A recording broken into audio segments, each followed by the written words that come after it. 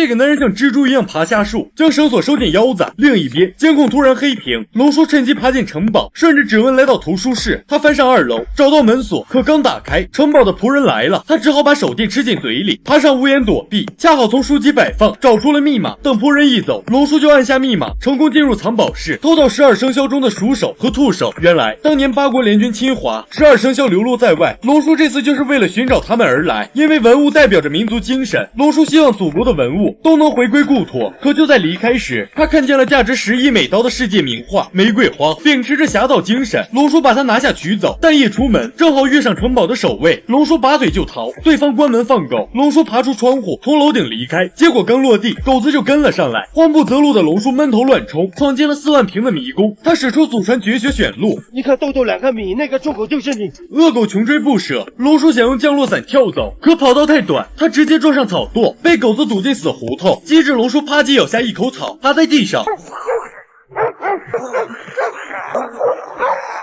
狗子都懵了，这到底谁是狗？这时龙叔果断冲刺，起飞离开城堡，可刚出来又遇上了保护文物协会的 Coco。 拉扯中 Coco 拿走了兔手，眼看就要被守卫追上，龙叔只好先找伙伴接应。摆脱追兵后，他立即找到 Coco 拿回兔手，可下一秒龙叔就被佛波勒带走。城堡的主人报警了，可那里的监控却没拍到龙叔。好心的法国美女金妹也帮他作证，说从没见过城堡里有兽首。龙叔无罪释放。路上金妹邀请龙叔去他的城堡玩，上楼就看见了鸡手，真是踏破铁鞋无觅处。参观完，金妹说出目的，他的曾祖父是侵华联军的一员，战后乘坐不灭号在海上失踪。金妹想求龙叔找回曾祖的尸骨，龙叔本想拒绝，可凡哥却在照片上看见龙首，龙叔立即答应金妹，再从 Coco 那骗到鸡手数据，复制了一个假头，成功盗走鸡手，放回保护协会。他带着团队顺着线索找到孤岛，穿过夹缝时突然听见呼救声，他顺着声音找到 Coco 和金妹，两人就在悬崖边靠着树杈维持。龙叔飞扑拉住金妹，掉下悬崖的3人被藤蔓薅住，下一秒龙叔差点被摔成肉饼。收到消息的伙伴前来支援，意外发现这里就是不灭号。他们发现树桩不对，用金属探测器一查，竟然找到了一束的黄金。与此同时，金妹也找到了家族信物和曾祖的尸骨。就在众人为宝藏欢呼时，海盗突然出现，他们扛着火箭炮，带着铁钩手，威胁他们交出宝藏。龙叔趁机按下大炮，边上的小黑直接被炸黑，双方混战起来。龙叔哭哧一炮子干翻海盗，救下同伴。慌乱中，凡哥找到蛇手，龙哥将 Coco 扛过身口去接蛇手。此时金妹不小心拿到了机关枪，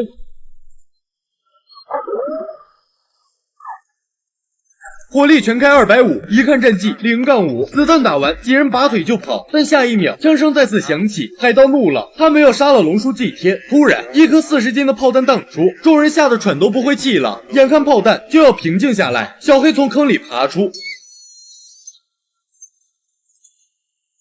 凡哥翻东西防身，居然找到了阳手，龙叔立马封烟，他们钻进林子，坐上树桩逃生，可机关太过老旧，无法使用。机智的龙叔薅下蜂窝丢给海盗，海盗一枪击碎，马蜂倾巢而出，海盗被蛰成牛魔王。凡哥拿出手榴弹，拔下消防栓丢给小帅，小帅立马丢给龙叔。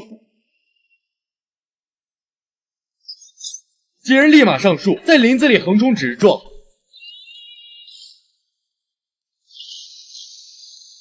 成功脱身，还获得了树里的8吨黄金。他们喝酒庆祝，这时船尾发出巨响，树桩居然倒起，龙叔果断扎进海里，眼睁睁看见金子沉入海里，众人不欢而散。回去后，电视上爆出龙首拍卖的消息，拍卖公司拒绝将盗窃文物归还，还利用爱国心理将12生肖抬出天价，而且2天后他们就要拍卖最后一个龙首铜兽。Coco 和弟弟立马组织游行，呼吁大家不要参加拍卖。为了警告 Coco， 公司直接抓走弟弟。走投无路的 Coco哭着求龙叔帮忙，龙叔立马答应。他拿出价值10亿美刀的玫瑰花，让拍卖公司放了弟弟。可他们收下油画后，就立马翻脸。龙叔瞬间和保安混战，他一炮子干翻打手，滋溜从楼梯上滑下，接着穿过布料，哭哧打晕菜鸟，帅气吃糖。可保安人多势众，没一会儿就抓住了龙叔。此时仓库的仪器受到破坏，发生爆炸。龙叔趁机找到学生，公司的老总赶到这里，他假惺惺的放走龙叔，然后决定现在就拍卖龙首。让人意外的是，全球的买家都受到文物保护协会的影响，不对盗窃来的龙首出价，拍卖现场一片寂静。愤怒的老总安排打手把龙首丢进火山，还让新闻大肆报道，全球直播。打手带着龙首从空中跳下，老总立马笑出猪叫。但就在这时，一个穿着白色跳伞服的人忽然出现，他冲刺推开喽啰，抢过龙首。不甘示弱的老大抓住龙腿，喽啰也快速跟上。龙叔在空中翻转，挣脱老大的桎梏，但对方人多势众，很快又将他团团围住。情急之下，龙叔丢出龙首，和喽啰缠斗起来。这时，喽啰的头盔掉落，晕了过去。龙叔抱住喽啰，打开他的降落伞，还将自己的头盔摘下给他。此时，老大朝火山丢出龙首，直升机猛撞过来，龙叔拖起他，躲过直升机，咬牙取下降落伞，直奔龙首。老大立马抱住龙叔，不让他寻死。可眼看龙首就要掉进火山，龙叔果断取下背包，挣脱老大，冲向龙首。终于在最后一刻，他抓住了龙首，把他紧紧抱在怀里。